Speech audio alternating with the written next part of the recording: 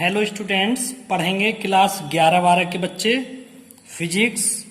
देखिए, कल आपका जो क्वेश्चन हमने कराया था उस क्वेश्चन की क्रियाविधि रह गई थी, तो वो अब लिखेंगे। सबसे पहले 36 कारी जो पेंच है के द्वारा धारामापी के आधार को 36 कर लेते हैं। ठीक है, चाहे आप चित्र देख लीजिए।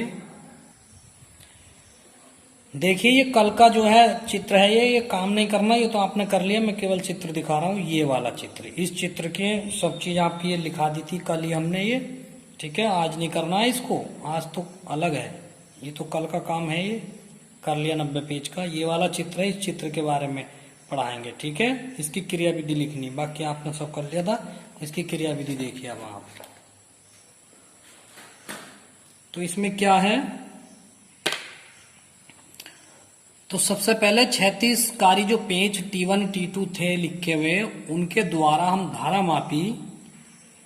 धारामापी के आधार को 36 कर लेते हैं। ठीक है, यहां ये, जिससे कि कुंडली चुंबकीय क्षेत्र में स्वतंत्रता पूर्वक घूम सके। अब नापी जाने वाली वैद्युत धारा को संबंधक पेंचों T1 व T2 के द्वारा कुंडली में प्रवाहित कर लेते हैं। ठीक है, अब संबंधक पेंच जो है उसमें T1 व T2 के द्वारा वैद्युत धारा को कुंडली में प्रवाहित कर लेते हैं। इससे कुंडली घूमने लगती है तथा पैमाने पर प्रकाश बिंदु की स्थिति बदल जाती है। ठीक है, माना पैमाने से दर्पण की दूरी d है तथा कुंडली में फाई विक्षेप को फाई से प्रदर्शित करेंगे।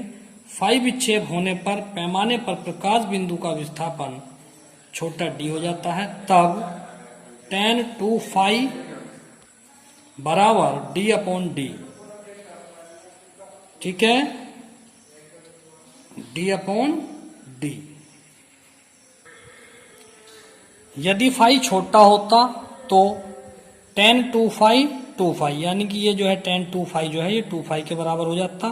तब 2 फाई बराबर आ गया d/d, तो फाई बराबर हो गया d/2d। ये दो इधर गुणा में आ गया। ठीक है, अब दूरी d पर स्थिर रखी जाती है, अतः उत्पन्न विक्षेप फाई विस्थापन d के अनुक्रमानुपाती होती है। अतः ये तीव्रता समानुपाती फाई या तीव्रता समानुपाती विस्थापन। इसे यहां तक छोड़ देंगे। अगला क्वेश्चन है आपका, धारामापी की सुग्राहिता तथा वोल्टेज सुग्राहिता से क्या तात्पर्य है। तो देखिए, बहुत सिंपल है ये। क्या है धारा की सुग्राहिता से, आप क्या कहेंगे। तो देखिए, किसी कुंडली में प्रति एकांक धारा के लिए, किसी कुंडली में प्रति एकांक धारा के लिए उत्पन्न विक्षेप को धारा की सुग्राहिता कहते हैं। इसे IS से प्रदर्शित करते हैं। अतः IS बराबर फाई/I, या फाई का मान NAB और I का मान C, ये चालन धारा हो गई। ठीक है, वोल्टेज सुग्राहिता को पढ़ेंगे।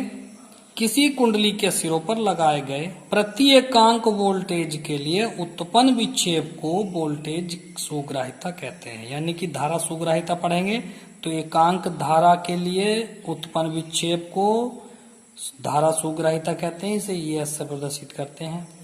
और धारा वोल्टेज कहेंगे तो किसी कुंडली के सिरों पर लगाए गए प्रति एकांक वोल्टेज के लिए उत्पन्न विक्षेप को वोल्टेज सुग्राहिता कहते हैं। इसे BS से प्रदर्शित करेंगे। यदि प्रतिरोध R हो तो V बराबर IR हो जाएगा। ठीक, तो इसमें तो VS बराबर फाई/IR, V की जगह IR लगा दिया। अब देखिए, फाई/I क्या था, NAB/C, R ऐसा का ऐसे ही है, परंतु NAB/C क्या था, IS ऊपर से। ठीक है, तो VS बराबर IS/R, समझ गए। अगला क्वेश्चन देखेंगे।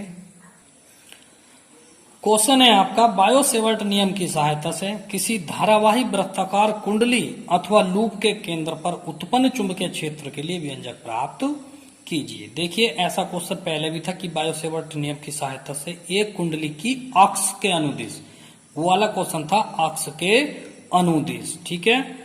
तो और ये क्वेश्चन है कुंडली की अक्ष पर या कुंडली के केंद्र पर चुंबकीय क्षेत्र के लिए व्यंजक प्राप्त करना है। तो देखिए ये कुंडली का चित्र है ये। तो इसमें हमने क्या कहा, क्या किया है, तो एक तार लिया और उस तार को मोड़कर एक आर त्रिज्या की कुंडली बना दी, ठीक है। तो देखिए माना एक तार को मोड़कर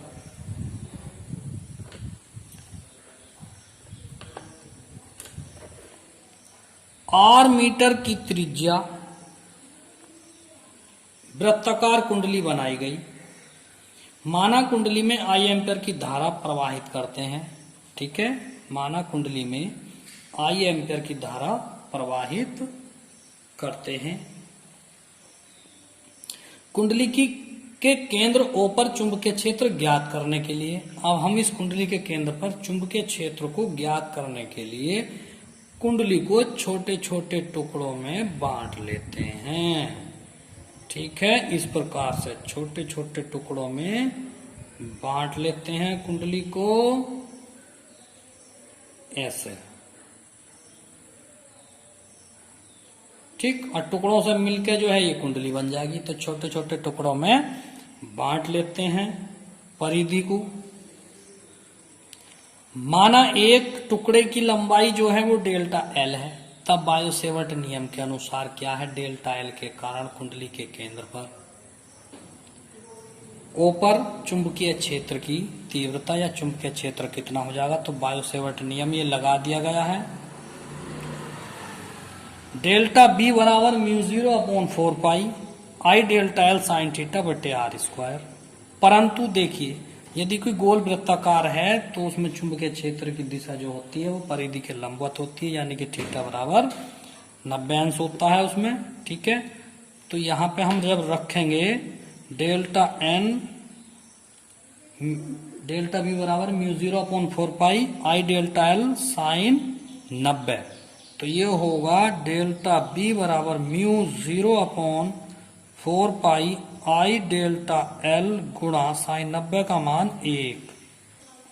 तो ये आ गया है डेल्टा बी बराबर म्यू 0/4 पाई आई डेल्टा एल बटे आर स्क्वायर। कुंडली के समस्त अल्पांशों द्वारा केंद्र पर चुंबकीय क्षेत्र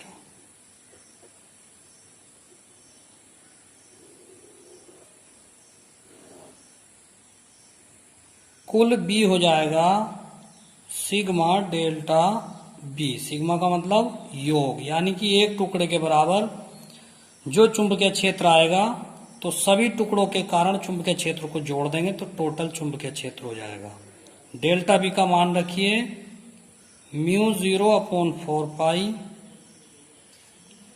आई डेल्टा एल बटे आर स्क्वायर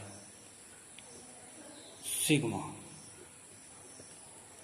म्यू 0/4 पाई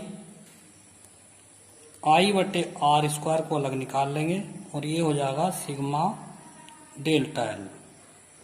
तो म्यू 0/4 पाई आई बटे आर स्क्वायर, और डेल्टा सिग्मा डेल्टा एल का मतलब होगा कि पूरी कुंडली बन गई गोल वृत्ताकार, और जब गोल कुंडली बन गई वृत्ताकार बन गई तो ये एक परिधि के रूप में आ गया है, तो ये पूरा हो जाएगा एक परिधि हो जाएगा।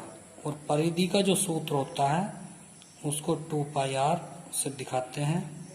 तो म्यू 0/4 पाई आई बटे आर स्क्वायर, ये हो गया 2 पाई आर। इसे 2 बार काटेंगे, पाई से पाई काटेंगे, एक घात से आर से एक घात चली गई।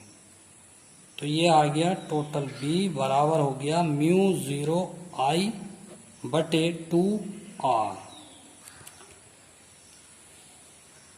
यदि कुंडली में फेरों की संख्या n हो, यदि कुंडली में फेरे n हो तो b बराबर म्यू 0 आई,